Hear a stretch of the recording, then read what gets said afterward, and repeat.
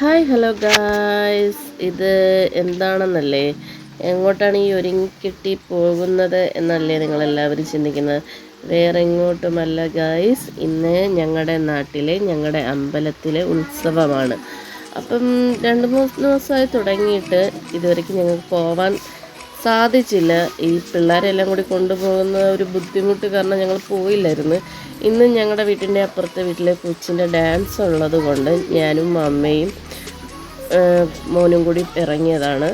പക്ഷേ ഞങ്ങൾക്ക് മുമ്പേ ബാക്കിയുള്ളവർ കുട്ടികളെല്ലാം പോയായിരുന്നു. അങ്ങനെ ഞങ്ങൾ പോവുകയാണ്. നമുക്ക് നടന്ന് പോകാനുള്ളത്ര ദൂരമേ ഉള്ളൂ. പിന്നെ പൊയ്ക്കൊണ്ടിരുന്നപ്പോഴാണ് വഴിയിൽ വെച്ച് എൻ്റെ അച്ഛനെ കണ്ടത്.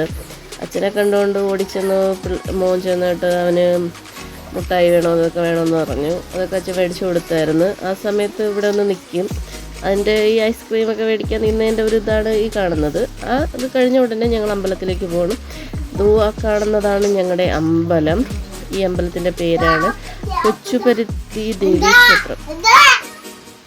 അത് മാത്രമല്ല, ഞാനും അമ്മയും കൂടി നോക്കി പോകുന്നത് അമ്പലത്തിന് മാത്രമല്ല, ഞങ്ങളുടെ വല്യമ്മയും ചേച്ചിയൊക്കെ അവിടെ ഉണ്ടായിരുന്നു. അപ്പോൾ അവരെ കണ്ടില്ല. അപ്പോൾ അവരെയാണ് അമ്മയെ നോക്കിയത്.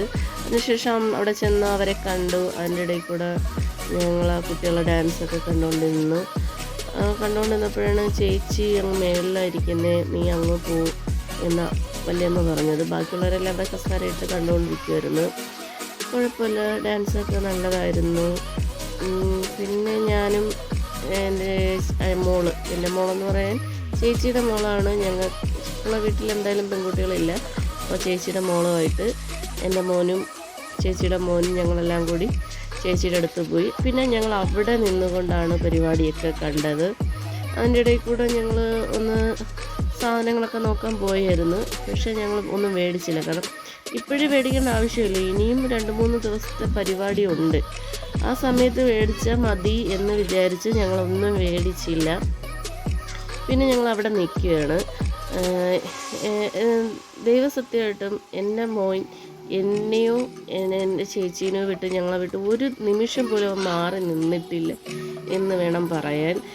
കാരണം എൻ്റെ സ്വന്തം സഹോദരിയുടെ അടുത്തുനിന്ന് അവൻ ഒരു ഇഞ്ച് അങ്ങോട്ടോ ഇങ്ങോട്ടും മാറി നിന്നിട്ടില്ല. ഞങ്ങളെ പ്രൊട്ടക്റ്റ് ചെയ്യുന്ന ഒരു മകൻ എങ്ങനെയായിരിക്കണം എന്ന് വെച്ചാൽ അവിടെ ചെന്ന ഉടനെ അവരവരെ കാര്യം നോക്കി പോകരുത്. നമുക്കുള്ള കൂടെ വന്നത് അമ്മയാണോ ആരാണോ അവരെ കൂടെ വേണം.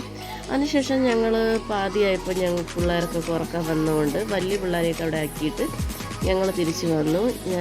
അപ്പോൾ അച്ഛൻ വണ്ടിയിൽ കൊണ്ടാക്കുന്നതുകൊണ്ട് ബാക്കിയുള്ളവരെ കൊണ്ടുപോയി. ഞാനും ഇവന് മാത്രമേ ഉള്ളായിരുന്നു.